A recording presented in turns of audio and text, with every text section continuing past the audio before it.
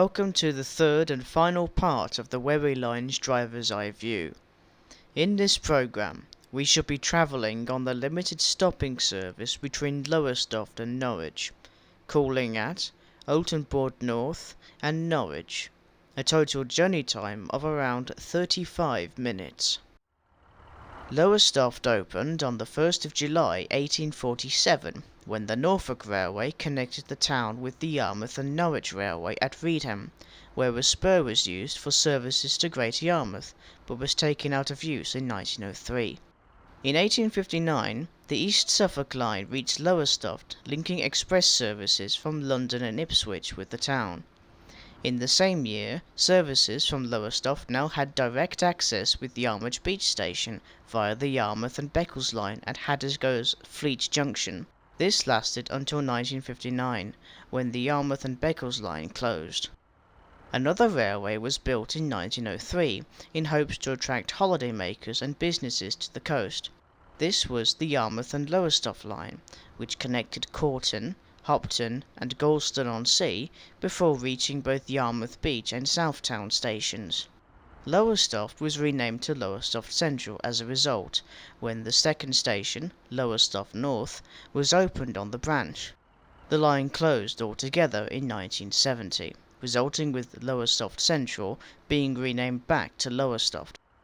In the present day, there is an hourly service to both Norwich and Ipswich, Platform 2 for Ipswich trains, and Platform 3 for Norwich trains. Our Class 156 Super Sprinter is at Platform 3. The 156s are part of the Sprinter family, and are one of the three that are classed as Super Sprinters, with the others being the Class 155s and their converted single-car Class 153 Super Sprinters.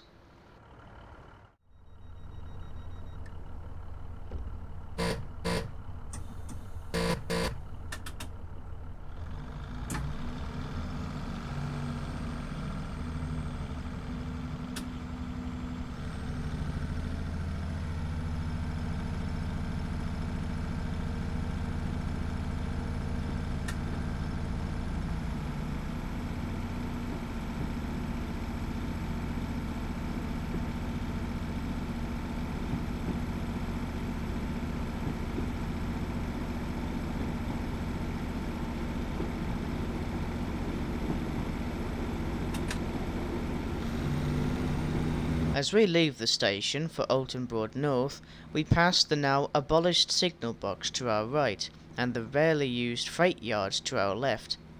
Lowestoft was heavy in freight traffic back in the steam era, as it served the nearby harbour. Even after 1970, it was still receiving on average 25,000 tons of freight per year. The 1980s saw the end of traffic to the harbour, and nowadays sees freight traffic using the port of Felixstowe. To our right was where the Yarmouth and Lowestoft line diverged.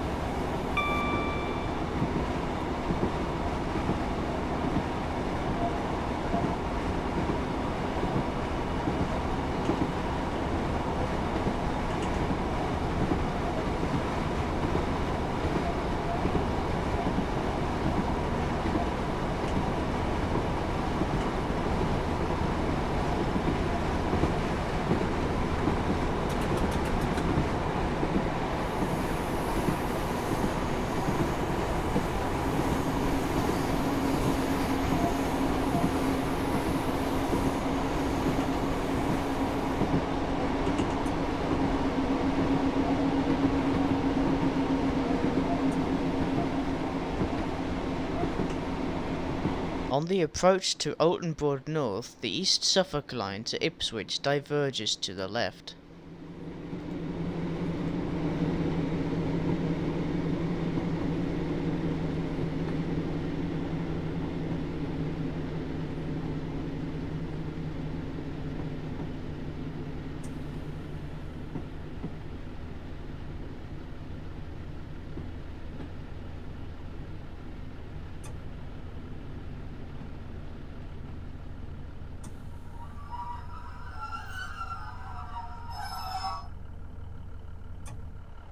The station opened with the line in 1847 as Mutford.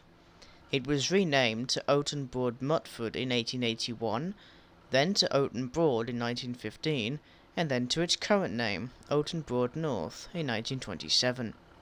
It is one of two stations serving the suburb of Oaton Broad, the other one being on the East Suffolk Line, and is conveniently named Oaton Broad South.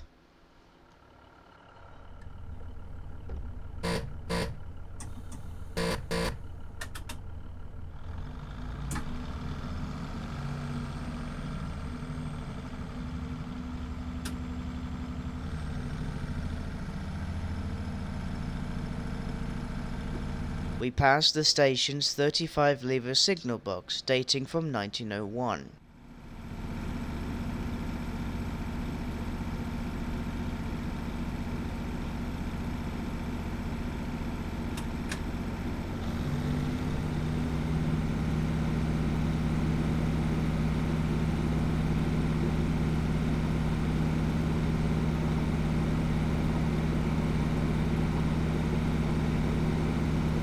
The Wherry Lines, along with the East Suffolk Line between Oaton Broad and Beccles, went through a £60 million modernisation process with the signalling system, marking the end of 130 years for the semaphore signals, manually operated level crossings, and the signal boxes. The old semaphores are now replaced with 2x3 aspect LED signals, which provide more reliability for services and is controlled from Colchester. The manually controlled gates have been replaced with manually controlled barriers with CCTV. As for the signal boxes, all have been abolished by the new signalling system, with a handful being saved for preservation. The boxes controlling the swing bridges at Reedham and Somerleyton are still standing but are no longer block posts.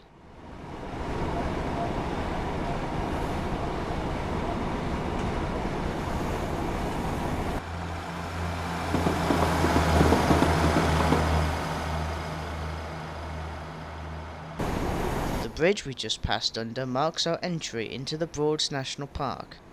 The park covers an area of some 300 square kilometres between Norfolk and Suffolk. We come alongside the Oaton Dyke, which now connects with the River Waveney. We will be following the river all the way to Haddiscoe, where it continues in a northeasterly direction to Great Yarmouth.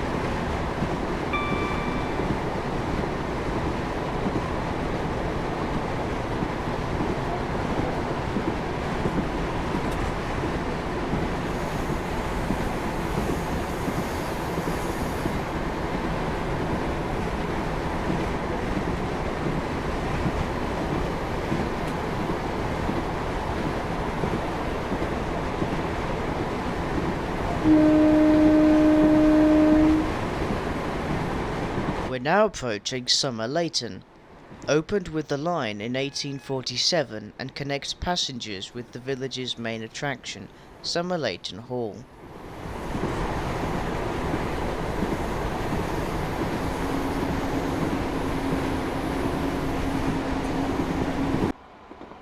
The station has seen little change since its opening, today's services being every 2 hours in each direction.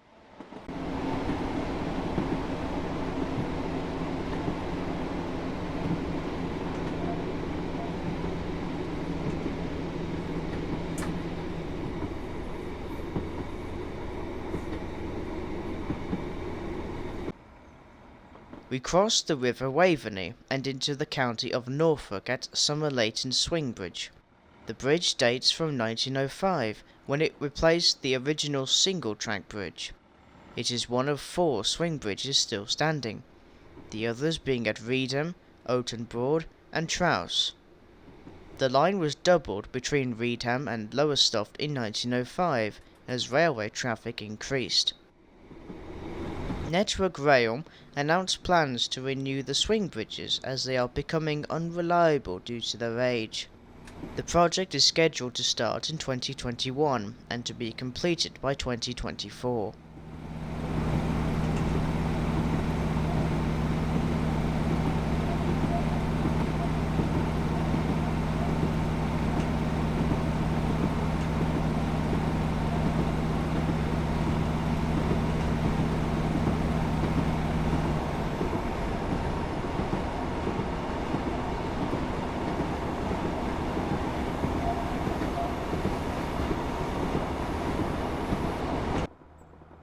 We pass Herringfleet Windmill.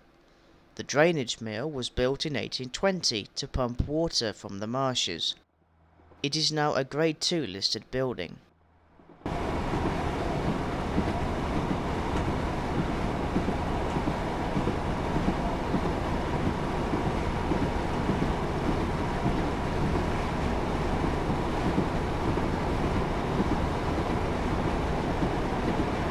We're now approaching Haddiscoe, where the Yarmouth and Beccles line crossed the Wherry Lines.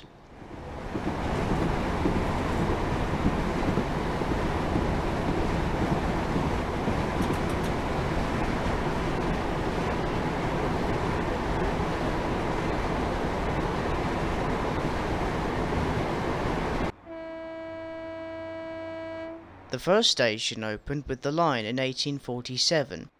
It was replaced by the current station at Haddiscoe in 1904, and was known as Haddiscoe Low Level until 1959, where it was renamed to simply Haddiscoe. In 1859, the Yarmouth and Beccles line opened along with Haddiscoe's second station on the eastern side of the embankment that crossed the line. It was first known as St Olave's Junction, before being renamed to Herringfleet Junction in 1891 and then to Haddiscoe High Level in 1904. There were also 2 spurs that connected the 2 lines. The western spur linking Beccles to Norwich and the eastern spur linking Yarmouth to Lowestoft. Both of these spurs avoided Haddiscoe High and Low Level stations. At the northern end of the eastern spur was the viaduct that crossed the River Waveney, along with the signal box. The signal box is now preserved at the Mangaps Railway Museum in Burnham-on-Crouch, Essex. Haddiscoe lost the eastern spur and the high level station in 1959, when the line closed to passengers. Freight workings between Haddiscoe and Oldby continued to run until the line's complete closure in 1964. We come alongside the Haddiscoe's Cut, which we will follow all the way to Reedham. The canal opened in 1833 to provide a direct link between the River Waveney and the River Yare.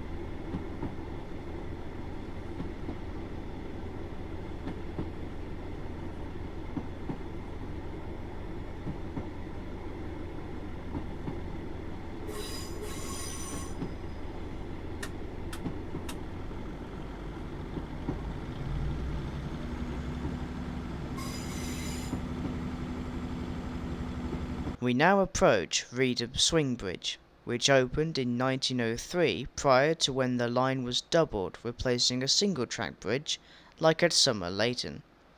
The bridge takes us over the River Yare, which we will follow all the way to Norwich.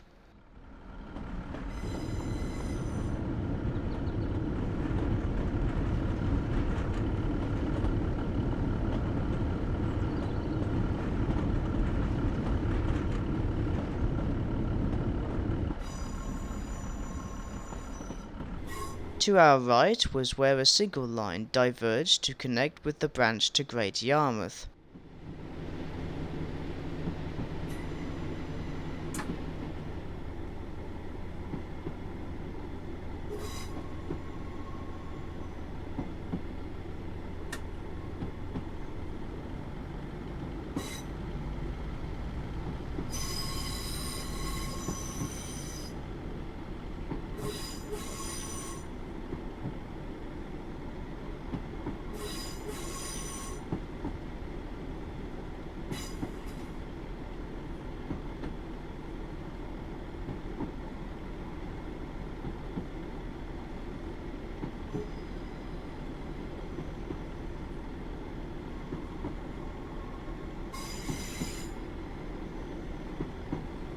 The line from Great Yarmouth converges from the right.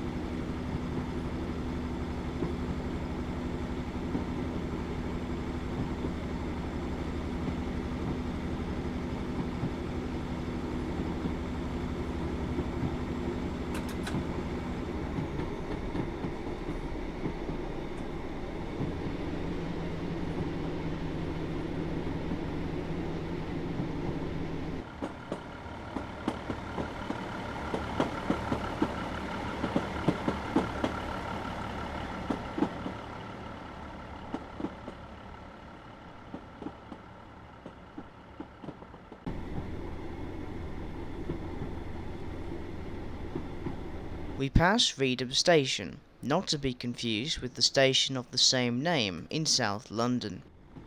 First opening in 1844, some 300 metres east of the current station, which replaced the original in 1904. It was renamed to Reedham Norfolk in 1928. The station today sees a 2-hour service pattern with an increase during peak times. As for the station's 65-lever signal box, it is set for preservation on the North Norfolk Railway.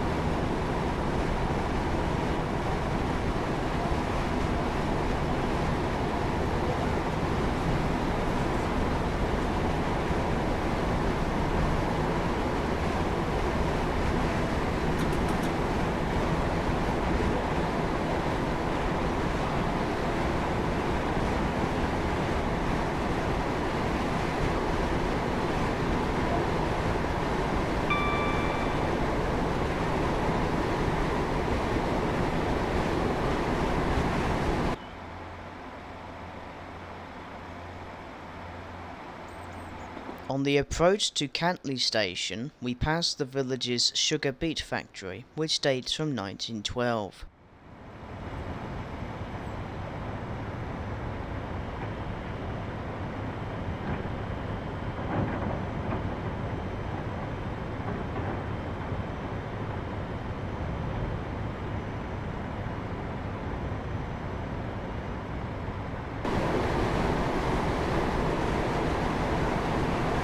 Cantley's current station opened in 1851 after being closed due to lack of traffic.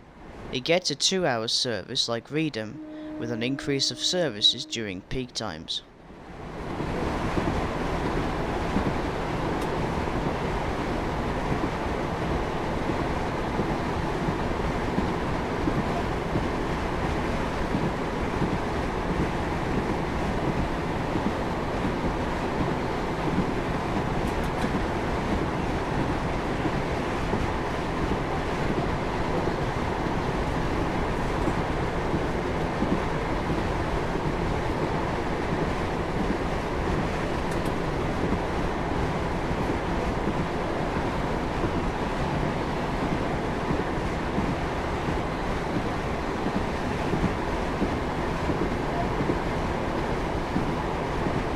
The Wherry Lines were built between 1843 and 1883 by a number of railway companies. The first part was built by the Yarmouth and Norwich Railway after being authorised by Act of Parliament on June 18, 1842. Work started in 1843 between Great Yarmouth, Burnley Arms, Reedham, Cantley, Buckenham and Brundall, with the terminus being at Norwich. It was completed on April 12, 1844. The first passenger services started running the same year, on the 1st of May, with 7 trains in each direction. The company was headed by George Stephenson, who is renowned as the father of the railways, along with his son Robert, who was the chief engineer, assisted by George Parker Bidder. In total, this part of the line cost £200,000, which is equivalent to £22.7 million in today's money.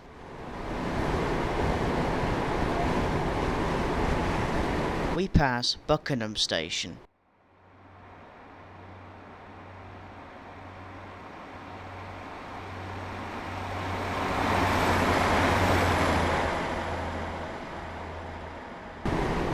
The second part was built by the Norfolk Railway, which opened their single line to Lowestoft from Reedham in 1847, with a total cost being £120,000 or £14.6 million in today's money. When completed, it was first opened for freight traffic to Lowestoft Harbour on the 3rd of May 1847, and on July 1st, passenger services started running. The Norfolk Railway was formed by Act of Parliament on June 30th, 1845, when the Norwich and Brandon Railway and the Yarmouth and Norwich Railway agreed to combine the two companies. The company lasted from 1845 to 1862. The final part was from Braden Junction at Yarmouth to Brundall via Acle and Lingwood, which opened in 2 stages. First on the 12th of March 1883 to Acle, and then to Brundall on June 1st. It cost around £78,500 to build, which is around £9.5 million in today's money. It was built by the Great Eastern Railway, which was formed by a number of small railway companies, as well as the Norfolk Railway and the East Counties Railway in 1862 by Act of Parliament.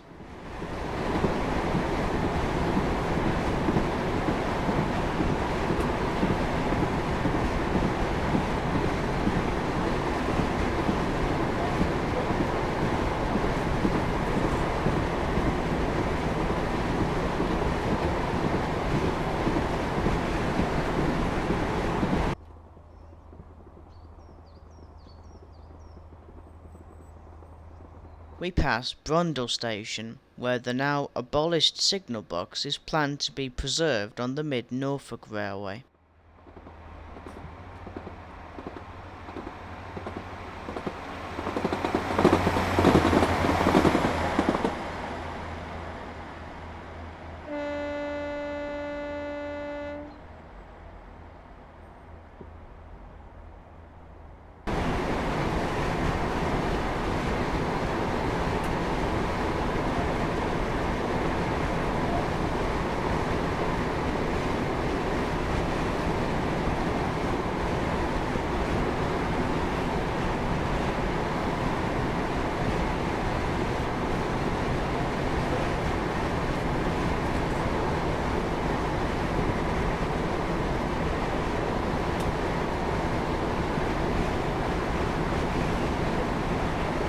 We pass Brundle Garden Station.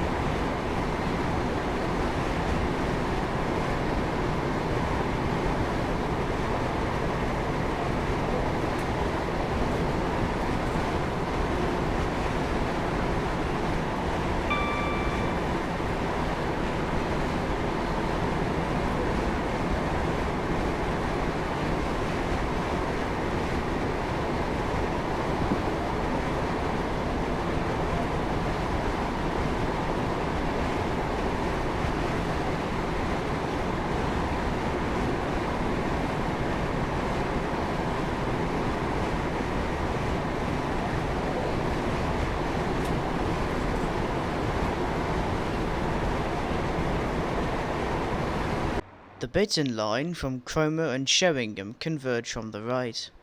It was first built in 1874 to North Walsham by the East Norfolk Railway, and where the company were unable to complete the line to Cromer due to lack of funding. In 1877, the line reached Cromer's first station, Cromer High.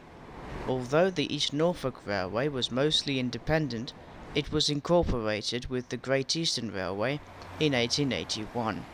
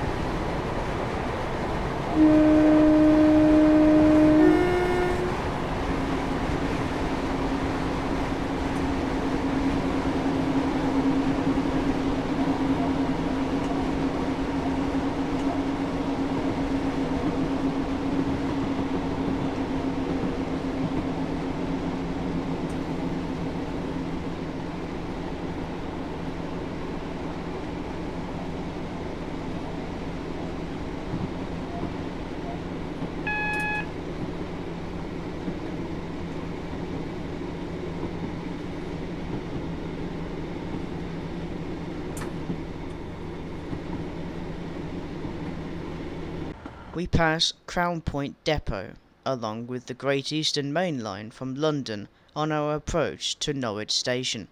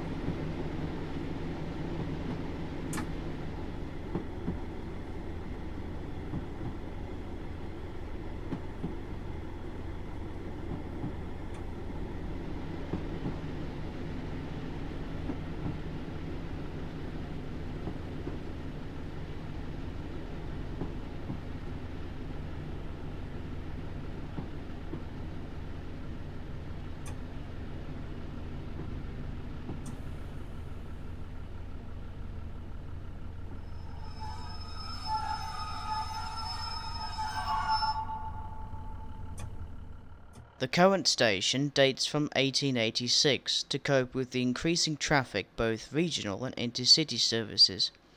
The former station was turned into a goods facility.